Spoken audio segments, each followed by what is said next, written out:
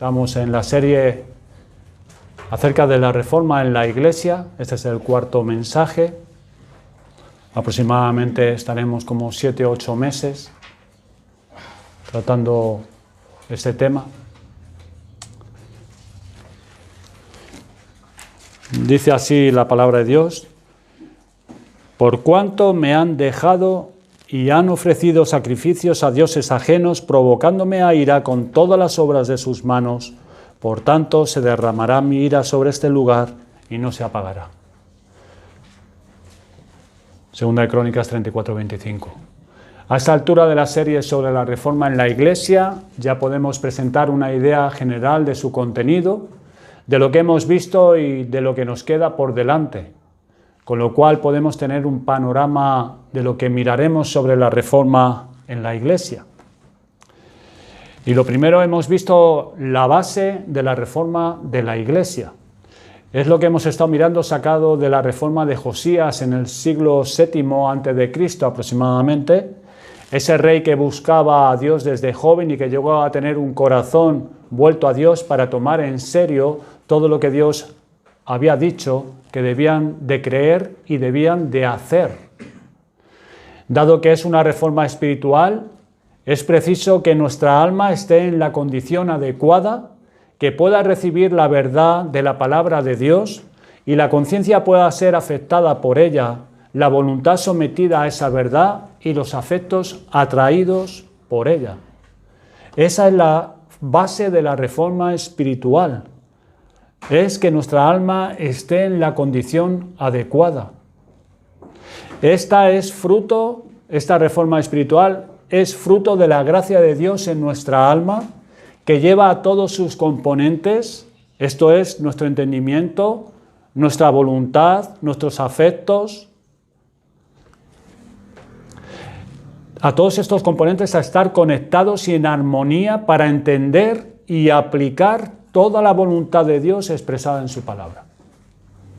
Sin esta clase de corazón, visto en Josías, no se podrá llevar a cabo ninguna reforma. Podremos hablar de la reforma, hacer las cosas que la Iglesia hace, acomodarnos a esas doctrinas que podemos estar considerando, pero sin este corazón no hay verdadera reforma. Por eso planteaba si nosotros podríamos llevar a cabo esta reforma. ¿Se acuerdan?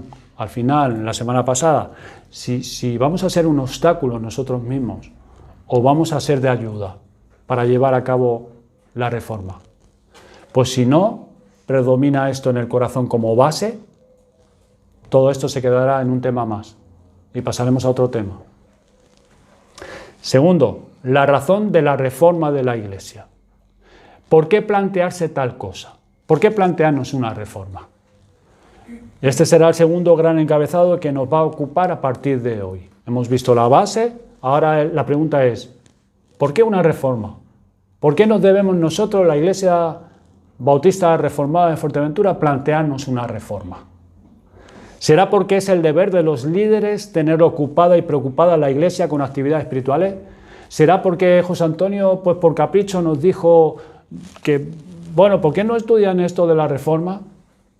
¿Será porque él como pastor tiene un carácter inquieto y desea mover a la Iglesia en esa dirección, a nosotros? Volvamos a la reforma de Josías y hagamos esta pregunta. ¿Por qué Josías se embarcó en esta reforma? Pues entendió que la situación en su reino demandaba tal respuesta. Lo acabamos de leer en nuestro texto. Por cuanto me han dejado y han ofrecido sacrificios a dioses ajenos, provocándome a ira con todas las obras de sus manos, por tanto, se derramará mi ira sobre este lugar y no se apagará. Este es el mensaje de Dios para Josías, que explica qué está pasando y podemos subrayar la palabra clave. Me han dejado.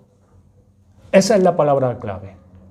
Me han dejado, dice Jehová, el Dios de Israel, y se han vuelto a dioses e ídolos de los pueblos vecinos y por tanto la ira de Dios está sobre ellos. Esta es la razón. Han dejado a Dios, han dejado la verdad de Dios, la vida de piedad que Dios demanda. Y la reforma espiritual en la Iglesia es para responder al peligro serio de la apostasía en la Iglesia, en alguna de sus formas. El tercer encabezado es la obra de la reforma en la Iglesia. Esta es la última cuestión, que esto ya lo veremos más adelante, a la que nos lleva estas dos anteriores, la base y la razón por la cual tenemos que llevar a cabo una reforma. ¿Qué tenemos que hacer concretamente para llevar a cabo esta reforma en la Iglesia? Eso es lo que ya veremos más adelante. ¿En qué consiste esta reforma? Pues puede que alguno de nosotros tengamos dudas o temores, esperando a ver qué vamos a hacer ahora o por dónde vamos a ir. Y Josías se entregó a una obra tremenda. Por toda la nación fue quitando ídolos, eliminando el espiritismo, despachando a sacerdotes idolátricos, reconstruyendo el templo, haciendo convocatorias a toda la nación.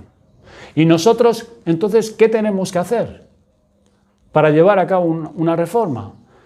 Pues la epístola de Pablo a Tito es un breve trabajo que escribió para que supiera qué cosas corregir y afirmar en las iglesias que había en esa isla de Creta. Y enfoca a los miembros en la iglesia y nos especifica hacia dónde hay que ir con cada uno de ellos. Eso es una reforma espiritual en la iglesia. Eso es mantener su espíritu. Aplicar lo que esta carta dice para los miembros de la iglesia. Lo que tienen que creer y lo que tienen que hacer. Pero todos en la iglesia, pastores, creyentes, mayores, jóvenes, siervos, amos, y la convivencia en la sociedad donde vivimos es definido como fruto de la reforma. La sana doctrina enseñada y aplicada correctamente para que esa sea la forma de vivir. Pues nos metemos en el tema ya. Hemos establecido la base para la reforma en la iglesia, cómo debe de ser el corazón para Dios y para su palabra. Si en esto tenemos nuestras dudas o pegas, ¿cuál es la opción? Quizás algunos no terminen de ver que sea necesario tomarse en serio esto de la reforma porque dudan que estemos en una situación crítica como Josías. Podemos preguntarnos, ¿necesitamos nosotros empeñarnos en lo que Josías se empeñó? Porque podemos pensar, las cosas no están como en ese entonces. Como hemos leído, ¿se acuerdan cuando estuvimos en el libro de Jeremías? Todo lo que nos expuso Jeremías, que estaba ahí como escondido. Nosotros pensábamos que estaban haciendo una reforma en Segunda de Crónicas, en Segunda de Reyes 23, que era formidable. Pero al leer los escritos, los capítulos del 1 al 10 de Jeremías, vemos que la cosa no era así. Que ahí estaban las cosas mal.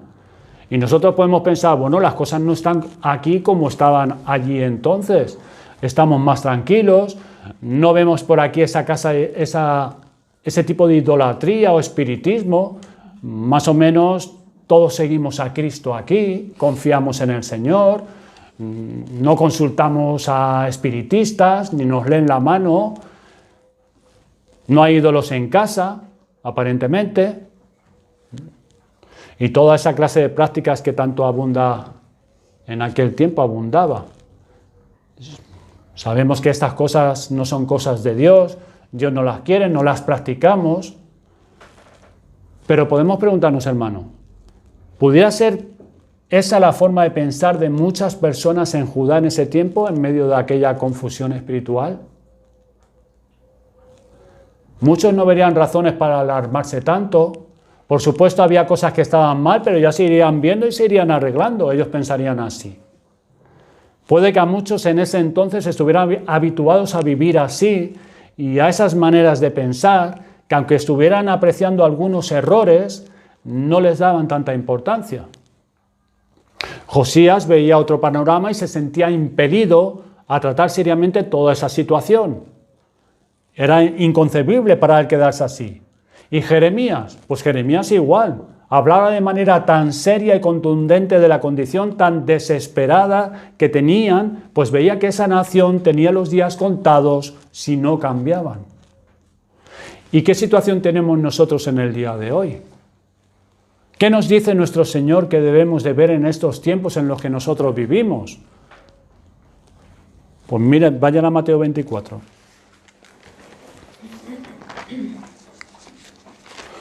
Porque nosotros, bueno, podemos pensar que dentro de nuestras luchas, nuestras dificultades que tenemos, como individuos, como familias, pues bueno, ya tenemos suficiente con lo nuestro. Y que, bueno, que más o menos estamos bien. Pero miren lo que el Señor transmitió a sus discípulos.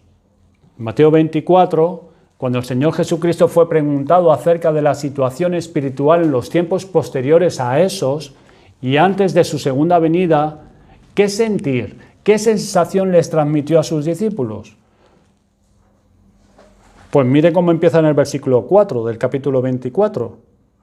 Dice, respondiendo Jesús les dijo, mirad que nadie os engañe. Así empieza el Señor Jesucristo. Mirad que nadie os engañe. Y sigue, porque vendrán muchos en mi nombre diciendo, yo soy el Cristo, y a muchos engañarán. Luego del versículo del 6 al 8 habla de acontecimientos sociales. Dice en el versículo 6, y oiréis de guerras y rumores de guerras, mirad que no os turbéis, porque es necesario que todo esto acontezca, pero aún no es el fin. Porque se levantará nación contra nación y reino contra reino, y habrá pestes y hambres y terremotos en diferentes lugares, y todo esto será principio de dolores. Y sigue luego del versículo 8 al 13, en el cual también dice que muchos van a tropezar, y a muchos os entregarán a tribulación y os matarán, y seréis aborrecidos de toda la gente por causa de mi nombre. Y muchos falsos profetas se levantarán y engañarán a muchos.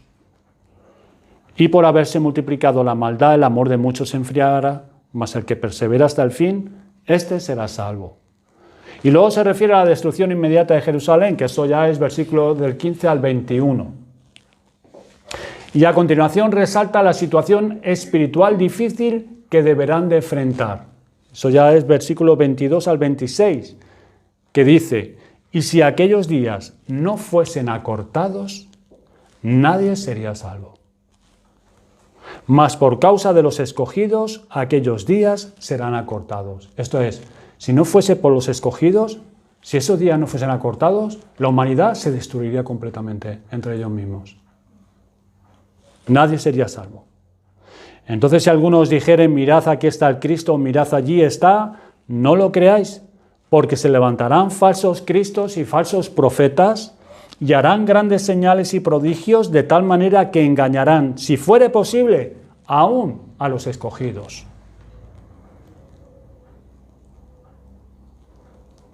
Así que si os dijeren, mirad, está en el desierto, no salgáis, o mirad, está en los aposentos, no lo creáis. Notad el versículo 22, si aquellos días no fuesen acortados, nadie sería salvo. Son tiempos en los que el vivir la piedad según el Evangelio será difícil.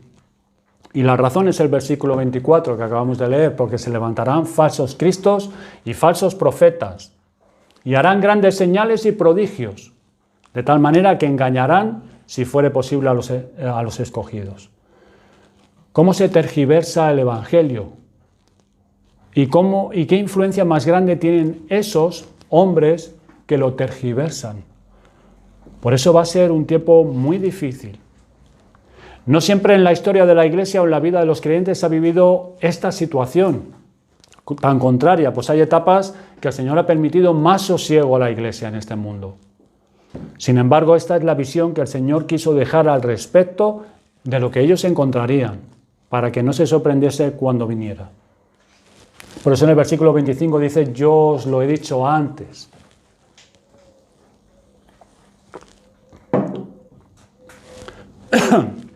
Para que supiesen qué es lo que van a tener que enfrentar y no lo sigan, versículo 26. Para que estén en la actitud adecuada frente a todo esto, esto es, velar y orar, que es lo que apunta a los versículos del 33 al 51, que no vamos a leer.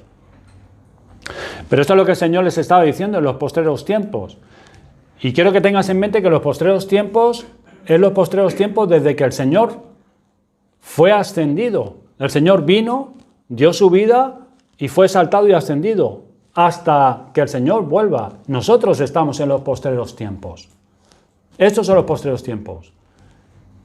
Este es el presente siglo. Y el siglo venidero es cuando el Señor Jesucristo va a venir al mundo ya, a juzgar. Pero nosotros estamos en los postreros tiempos. Igual que estaban ellos. Y esto es lo que se va a dar en todos estos postreros tiempos. Lo único que cuando esté más cerca la venida de Cristo, que no lo sabemos, es que se va a intensificar mucho más todo esto. ¿Y qué nos dice también Pablo? Las cartas a los tesalonicenses 1 y 2, vayamos para allá. Vayamos a la segunda carta de Tesalonicenses.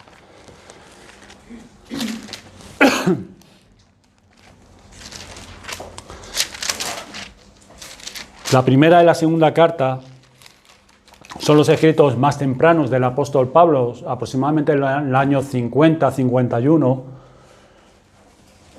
después de Cristo, donde estuvo pocos días predicando, dado que se levantó una gran oposición. Esto lo puedes ver en Hechos 17, cómo se instituyó esta iglesia. Y hubo una gran oposición contra el apóstol y tuvo que huir de ahí, pero quedó una iglesia.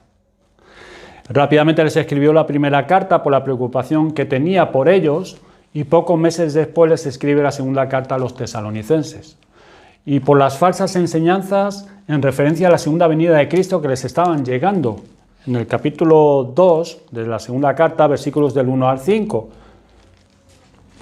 dice: pero con respecto a la venida de nuestro Señor Jesucristo, nuestra reunión con Él, os rogamos, hermanos, que no os dejéis mover fácilmente de vuestro modo de pensar, ni os conturbéis ni por espíritu, ni por palabra, ni por carta, como si fuera nuestra, en el sentido de que el día del Señor está cerca. Y dice el versículo 3, nadie os engañe en ninguna manera, porque no vendrá sin que antes venga la apostasía y se manifieste el hombre de pecado, el hijo de perdición.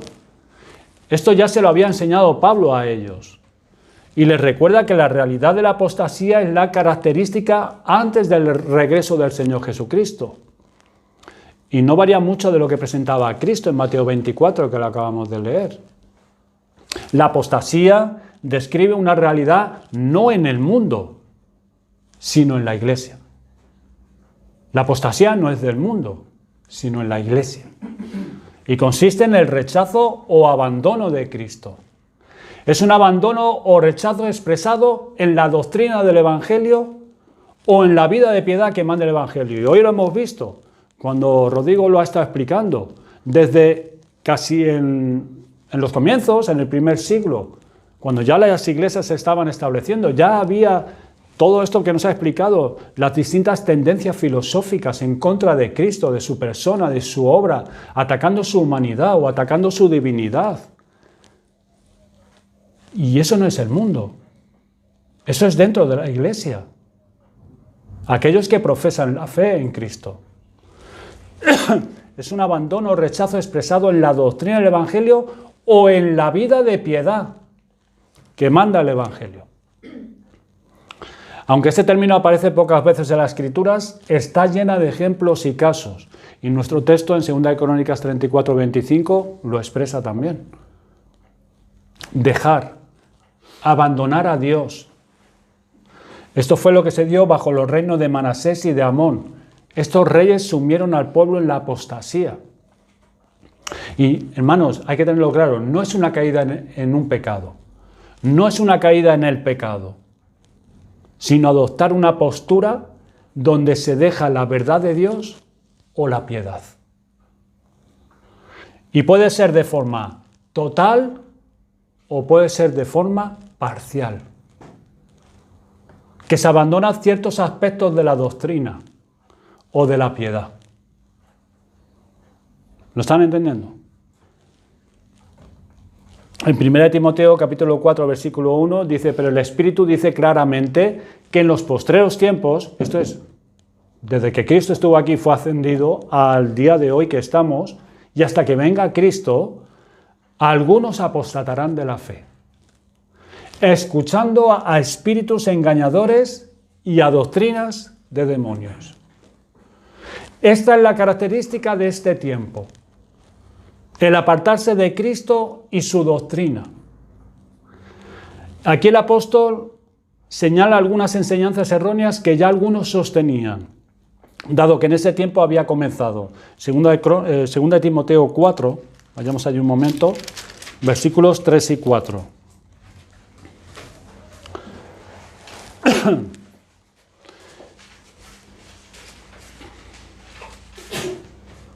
Miren este apartarse de Cristo y su doctrina. Es lo que vamos a ver ahora mismo en 2 Timoteo capítulo 4, versículos 3 y 4. Porque vendrá tiempo cuando no sufrirán la sana doctrina, sino que teniendo comezón de oír, se amontonarán maestros conforme a sus propias concupiscencias y apartarán de la verdad el oído y se volverán a las fábulas. Es apartar de la verdad el oído. Expresa esta misma situación. No es caer en un mal, no es caer en un pecado o fallar por tu debilidad y pecar contra el Señor. No, no es eso, sino quedar orientado por este mal. Es apartar voluntariamente tu oído de la verdad para seguir otras cosas, para andar por otro camino, para abrazar otras enseñanzas. Pero es que puedes estar permaneciendo en la iglesia. No es apartarte de la iglesia, no es salirte de la iglesia, irte al mundo. Ya lo vamos a ver ahora la idea también. Miren en Hechos capítulo 20.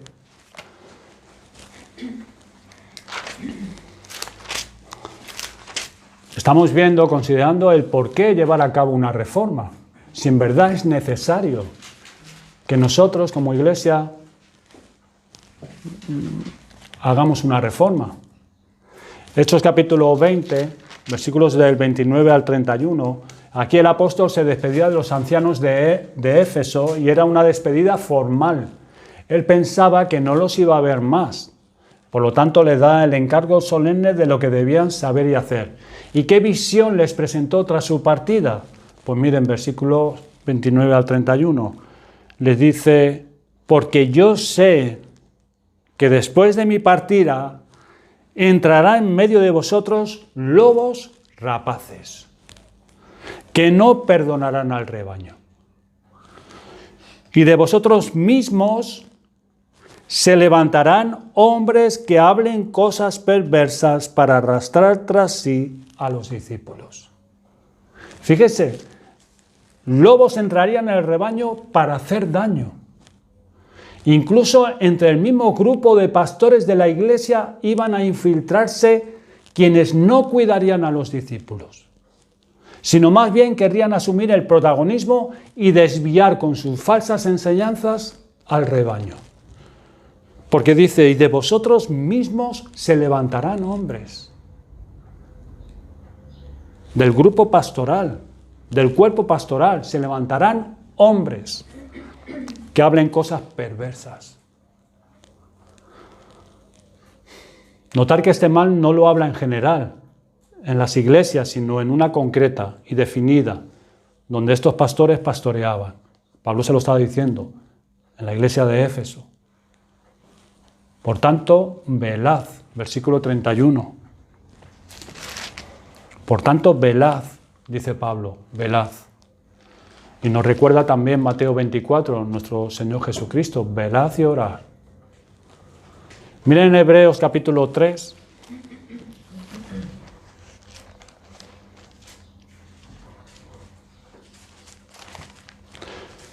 Versículos 12 y 13. Dice, mirad hermanos que no haya en ninguno de vosotros corazón malo de incredulidad para apartarse del Dios vivo. Antes exhortaos los unos a los otros cada día, entre tanto que se dice hoy, para que ninguno de vosotros se endurezca por el engaño del pecado. Nos presenta esta misma situación, apartarse del Dios vivo. No es caer en algún pecado, sino abandonar las ideas que antes tenía con respecto a Cristo y la vida de piedad. Lo que años atrás estaba defendiendo esa persona y lo que creía, ahora es abandonar eso, para coger otras las cuales representan un abandono, un rechazo de Dios. Apartarse del Dios vivo. Segunda de Pedro capítulo 2. Estamos haciendo un recorrido. Segunda de Pedro capítulo 2, versículo 1 y 2. Dice, pero hubo también falsos profetas entre el pueblo, como habrá entre vosotros falsos maestros. que introducirán encubiertamente herejías destructoras y aún negarán al Señor que los rescató, atrayendo sobre sí mismos destrucción repentina. Y muchos seguirán sus disoluciones, por causa de los cuales el camino de la verdad será blasfemado. ¿Por causa de quién? Por causa de aquellos que siguen a estos hombres, que siguen a estos falsos profetas. Es que el camino de la verdad va a ser blasfemado. Y Pedro aquí en su última carta nos quiere dejar el mismo cuadro con ciertos detalles y nos recuerda que la historia se va a repetir. Lo que vemos recogido en el Antiguo Testamento, que es el ejemplo que él está poniendo acerca de lo que pasó en el Antiguo Testamento, que había falsos profetas en el pueblo de Israel, se dará también en la iglesia. Falsos maestros que dejan parte o toda la verdad del Evangelio. Y por otro lado, muchos en las iglesias van a recibir con agrado tales desviaciones. La primera carta de Juan, pues nos transmite este mismo sabor, el apóstol Juan. Es una extensa exhortación a sus lectores que se cuiden porque entre ellos hay quienes dicen que están con Dios y andando delante de Dios, sin embargo, andan por caminos diferentes. Miren el versículo 6. Si decimos que tenemos comunión con Él y andamos en tinieblas, mentimos y no practicamos la verdad. Eso es lo que está advirtiendo el apóstol Juan a los hermanos. Tengan cuidado, porque estos dicen que tienen comunión con el Señor, pero no la tienen, porque están andando en tinieblas. Versículo 8. Si decimos que no tenemos pecado, nos engañamos a nosotros mismos y la verdad no está en nosotros. Y es lo que nos explicaba Rodrigo. Ya en tiempos Juan tuvo que escribir por los gnósticos, porque decían que el espíritu era bueno, pero la carne era mala. Pero no nos teníamos que preocupar de la carne, porque podíamos hacer cualquier cosa con la carne, porque la carne iba a ser destruida. Pero lo que importaba era el conocimiento, lo espiritual. Pero es que eso es muy peligroso, porque es lo que se daba allí. Por eso ellos decían que no tenían pecado, porque tenían un conocimiento elevado del Señor, y esto era carne y ya está. Era un pensamiento griego, filosófico. Y por eso dice, si decimos que no tenemos pecado, nos engañamos a nosotros mismos, y la verdad no está en nosotros. Y luego el capítulo 2 y versículos 3. Y en esto sabemos que nosotros le conocemos y guardamos sus mandamientos.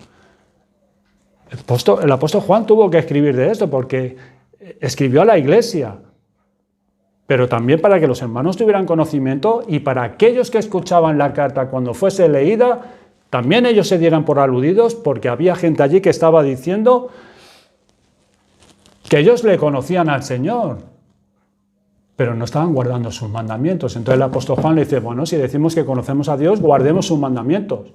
Pues que ustedes no están guardando los mandamientos del Señor. Con lo cual, ¿qué conocimiento tienen ustedes? Y en el versículo 6 también, el que dice que permanece en Él, debe andar como Él anduvo. Luego en el mismo capítulo, en el 2, versículos 18-19, dice, hijitos, ya es el último tiempo, y según vosotros oísteis que el anticristo viene, así ahora han surgido muchos anticristos. Por esto conocemos que es el último tiempo. Salieron de nosotros, pero no eran de nosotros. Porque si hubiesen sido de nosotros, habrían permanecido con nosotros. Pero salieron para que se manifestase que no todos son de nosotros. Y aquí hay que hacer un punto para entenderlo. Cuando dice que salieron de nosotros, no significa que cogieron y se fueron de la iglesia. Que cogen y se van y ya, claro, ya no están entre nosotros. Bueno, se han ido porque no eran de nosotros. No. Salieron de nosotros. Habrían permanecido con nosotros, pero salieron. Esto es, no perseveraron. No perseveraron en la doctrina de los apóstoles. Porque por eso tenemos comunión unos con los otros. Y cuando escribieron los apóstoles, y ustedes, las iglesias, tienen comunión con nosotros y nosotros con ustedes. porque ustedes creen lo que nosotros hemos recibido y por eso se permanece en esa comunión. Pero esta gente no habían permanecido en la doctrina de los apóstoles, pero seguían estando en la iglesia. Por eso dice, salieron de nosotros, no permanecieron en las enseñanzas que fueron transmitidas por el Señor Jesucristo a nosotros, para que se manifestase que no todos son de nosotros. Les explica el porqué de esta situación. Es que ya ha llegado el último tiempo y por tanto hay muchos anticristos. Y esto se refiere no a una rebelión del mundo contra Cristo, sino que de entre las propias iglesias se van a apartar de la verdad y de la piedad de Cristo para ofrecer otra cosa. Eso es una realidad en nuestro tiempo. Es una realidad. Miren el capítulo 4, versículo 1. Amados, no creáis a todo espíritu, sino probad los espíritus, si son de Dios, porque muchos falsos profetas han salido de nosotros. Juan no habla de un problema en el mundo, sino de profetas, hombres que dicen que hablan en el nombre o de parte de Dios, sin embargo son falsos, porque se han apartado de la verdad de Dios o de la piedad. Y como señalamos en Pedro, dice que esto no será un fenómeno raro, sino más bien común, porque dice, son muchos. Son muchos. ¿Y qué cuadro presenta Judas a sus lectores también? Pues miren, no escribe a estos creyentes generalizando de cuál podría ser la situación, sino más bien urgiéndoles a que tomen ya medidas porque la situación delicada la tienen encima. En el versículo 3 de Judas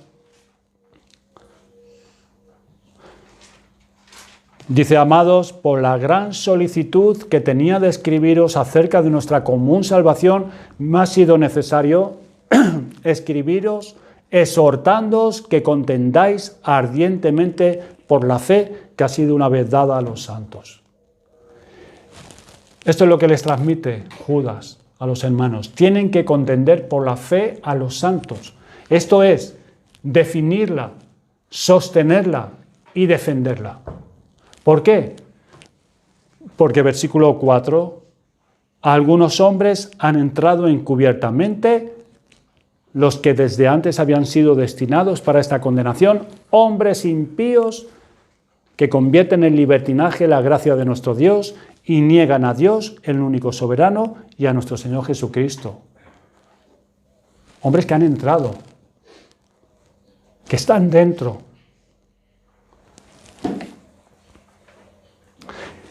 que viven de acuerdo a sus deseos, que rechazan la autoridad de Dios. Versículo 12, dice encima que comen con ellos en sus ágapes. Están dentro, no es del mundo. No están fuera, están dentro. Y Judas tenía que escribirles. Y comen con ustedes en sus ágapes. Porque viven estos hombres para hacer sus deseos. Versículo 16, se apacientan a sí mismos. Esto no es caer en algún pecado, sino haber abandonado la doctrina o la piedad total o parcialmente. Y lo mismo diríamos de las 7 iglesias del Apocalipsis, a las cuales Cristo les envía un mensaje, pues en algunas de ellas habían introducido también el error. Es digno de notar que en algunos casos eran algunos miembros dentro de la iglesia que sostenían el error, como por ejemplo capítulo 2 de Apocalipsis, 14 y 15 el versículo.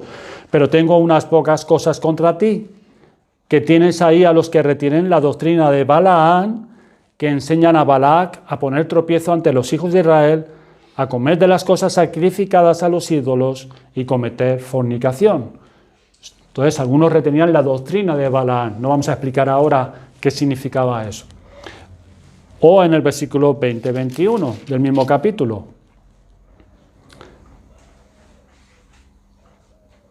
Que también otros que retenían la doctrina de los nicolaitas, que tampoco vamos a explicar de qué que era esta doctrina, pero nos dice claramente el Señor, la cual yo aborrezco.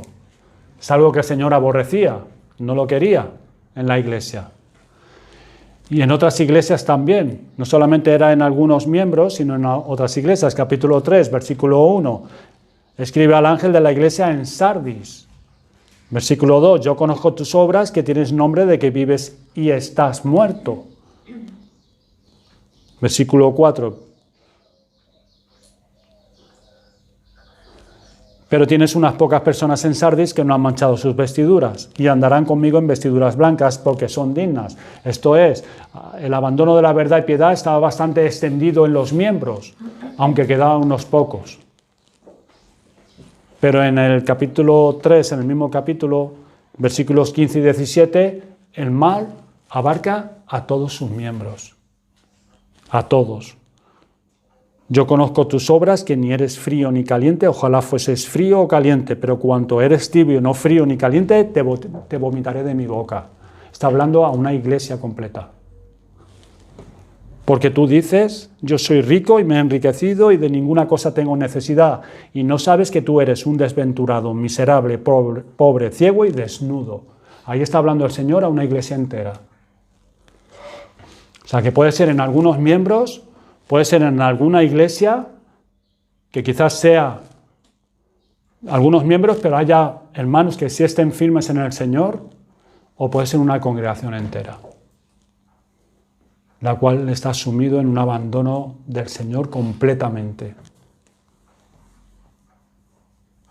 Poniendo todas estas referencias juntas, las podríamos agrupar bajo 4 advertencias básicas. La primera advertencia básica para nosotros hoy en día, para que podamos ver la necesidad de la reforma, es los avisos a la iglesia acerca de hombres que entran en el cuerpo de pastores y maestros para enseñar cosas perversas.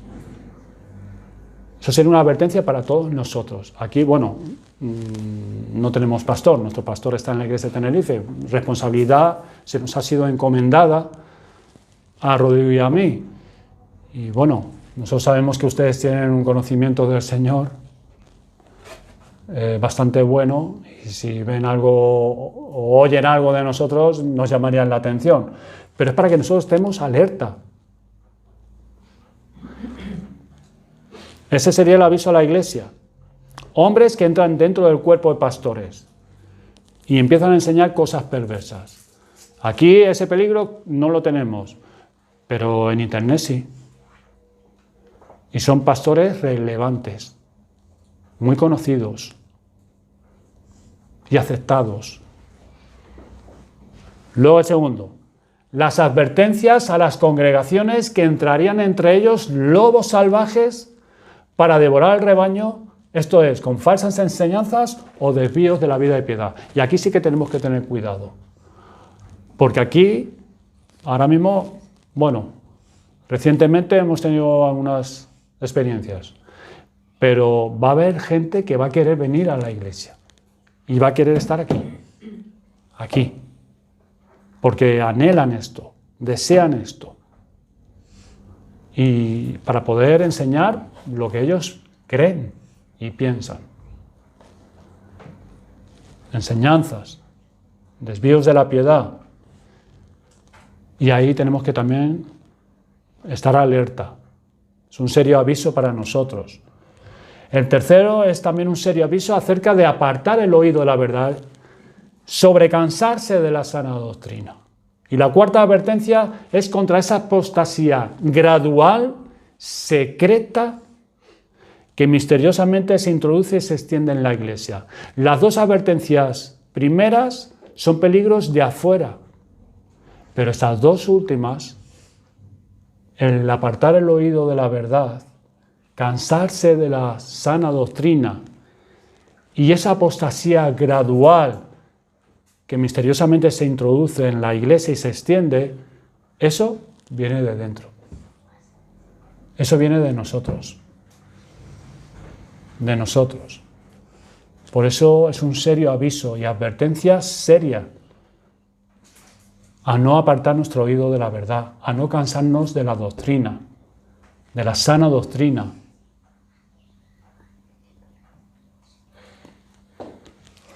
Y esa apostasía gradual del corazón, que va en decadencia. Y es gradual, secreta. Secreta y va decayendo. Ahí tenemos que velar y orar. Velar, velar. Entraremos en más detalles acerca de esta situación delicada en la cual vivimos. Y hoy solo nos quedaremos con este panorama general acerca de los tiempos que estamos viviendo ahora mismo. Dejándonos llevar por nuestra vista o por nuestra mente, puede que concluyamos, hermanos, que podemos estar más bien tranquilos, relajados, y que hay muchos problemas ahí fuera, pero nosotros aquí estamos bien. No hay que inquietarse ni preocuparse demasiado por una reforma.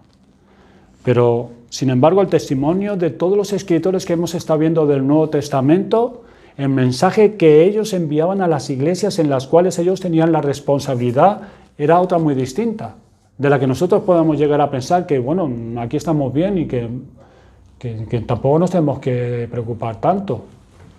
Pero no es así, porque lo acabamos de leer. No son tiempos fáciles, ni tranquilos para la fe.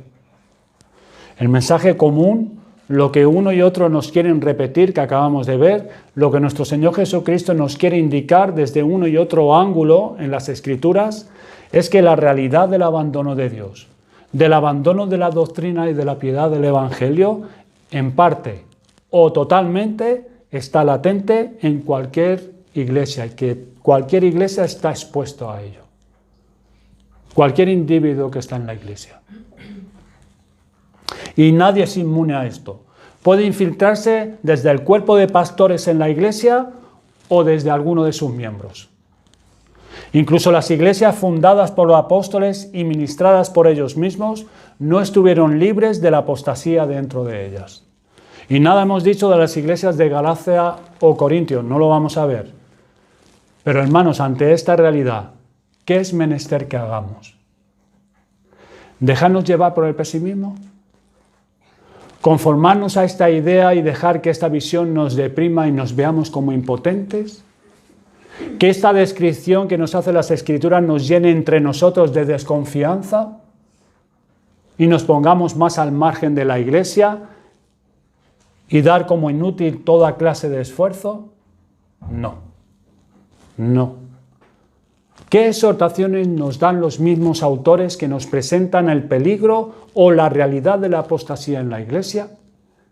¿Qué exhortaciones, qué soluciones nos dan?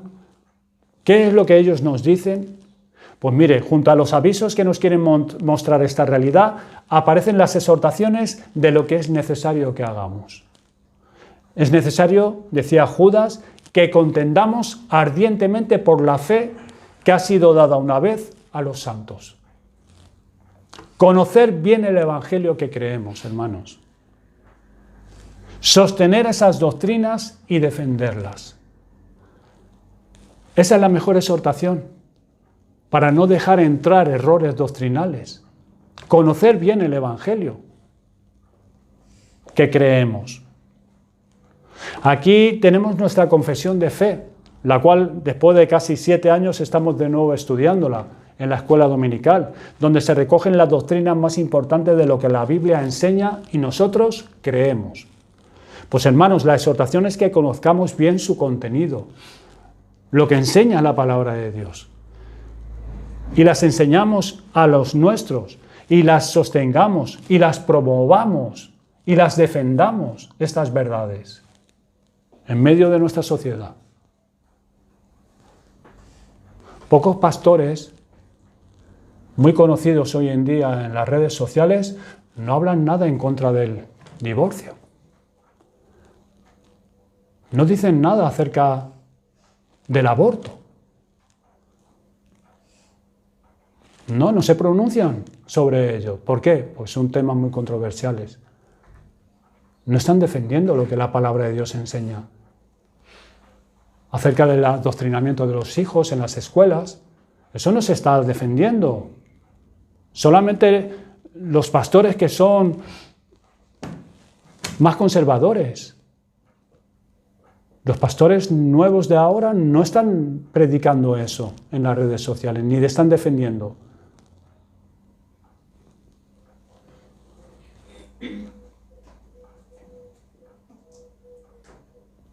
Tenemos que defender lo que creemos y creerlo y conocerlo. Para poder defenderlo y creerlo tenemos que conocerlo primeramente, esforzarnos en ello y promoverlo. Cuando tengamos oportunidad en el trabajo, sí, es total, algún tema, pero mira, oye, el matrimonio no es eso. Eso no es el matrimonio. Eso no es la familia. Esto es una familia. Esto es un matrimonio. El aborto, no. El aborto no es un derecho. El aborto es un crimen, es un asesinato. Y Dios dice esto en la palabra de Dios. No te dejes engañar, hermanos, es la exhortación ante esta realidad en 2 Tesalonicenses 2:3 y Mateo 24 que hemos estado viendo. Estas doctrinas sobre las Escrituras, Dios, la creación, Cristo, la redención, el hombre, la iglesia, la familia, los hijos, el matrimonio, las últimas cosas, estos son base de nuestra fe. No dejemos que otras ideas se mezclen, se admitan, no las dejemos, no cedamos al engaño. No cedamos a ello. Vengan de donde vengan. Vengan de donde vengan, ya sea del Estado, ya sea de un familiar, ya sea de un pastor, por internet o en cualquier otra congregación. Da igual. Hemos de defenderlas. Esta ha sido la lucha de los creyentes que nos han precedido para sostener esa verdad en medio de serios peligros de apostasía. Ellos tuvieron que rechazar los engaños con respecto a las enseñanzas del Evangelio, contendiendo por la fe, y así han podido, por la gracia de Dios, seguir en la comunión con Cristo y predicándose la verdad. Por eso se dice de ellos en Apocalipsis 7, versículos 13 y 14, entonces uno de los ancianos habló diciéndome, estos que están vestidos de ropas blancas, ¿quiénes son? ¿Y de dónde han venido? Y yo le dije, Señor, tú lo sabes. Y él me dijo, estos son los que han salido de la gran tribulación y han lavado sus ropas y las han emblanquecido en la sangre del Cordero. ¿Qué necesitamos hacer entonces en estos tiempos en los que muchos anticristos han salido por el mundo? Pues ya no lo dice Pablo en 2 Timoteo capítulo 4, versículos 3 y 4. Hermanos, cultivar un oído para la sana doctrina oída y aprendida. Cultivar un oído. Que no nos cansemos de recibir la enseñanza, de apreciarla. Antes bien, que podamos entenderla y nuestras conciencias nos puedan avisar ante los errores que esta sana doctrina denuncia, ya sea en nosotros o fuera de nosotros. Que nuestra voluntad se someta a la de Cristo y nuestros afectos estén inclinados a apreciar y cuidar la sana doctrina. Amigos, vivimos rodeados de muchos engaños. Diariamente somos bombardeados con mucha información falsa acerca de los acontecimientos a nuestro alrededor. Hemos de tener la información completa para hacer un análisis objetivo para poder tomar una postura. Y así con la verdad que nos ofrece el Evangelio también. Solo hay un Evangelio. No hay más evangelios. Hay muchos evangelios, pero son falsos. Solo hay un evangelio, solo hay una verdad. Solo el evangelio de Jesucristo, presentado por los apóstoles, es poder de Dios para salvar a todo aquel que cree. Este es el medio por donde Dios transforma todo el corazón del hombre. Pero el corazón está inclinado al mal y quiere un evangelio que pueda seguir viviendo según sus deseos pecaminosos y al mismo tiempo pueda decir, soy cristiano. No nos conformemos a ese evangelio, que no confronta con nuestros pecados y nuestros males. Necesitamos el evangelio del Señor Jesucristo. Esfuérzate en inclinar tu oído para escuchar la verdad de Dios. Si no estás en Cristo, inclina tu oído a escuchar la verdad de Dios. No cierres tu corazón. Recibe la palabra de Dios, no como palabra de hombre, sino en verdad como la palabra de Dios para ti. Lo que Dios quiere que tú sepas, lo que Dios quiere que tú hagas, como lo hacían los tesalonicenses. para que puedas someter tu voluntad a la voluntad de Cristo y tu conciencia y afectos estén inclinados a Él. Y también va para todos nosotros como creyentes, nuestros afectos, nuestra voluntad, nuestro entendimiento, que pueda ser sometido todo a Cristo. Y concluyo con una de las exhortaciones de Cristo ante estas realidades para sus discípulos, tan pertinente para todos nosotros hoy. Velad, pues en todo tiempo, orando que seáis tenidos por dignos de escapar de todas estas cosas que vendrán y de estar en pie delante del Hijo del Hombre. Hermanos, que esa sea una exhortación para nosotros. Vamos a orar.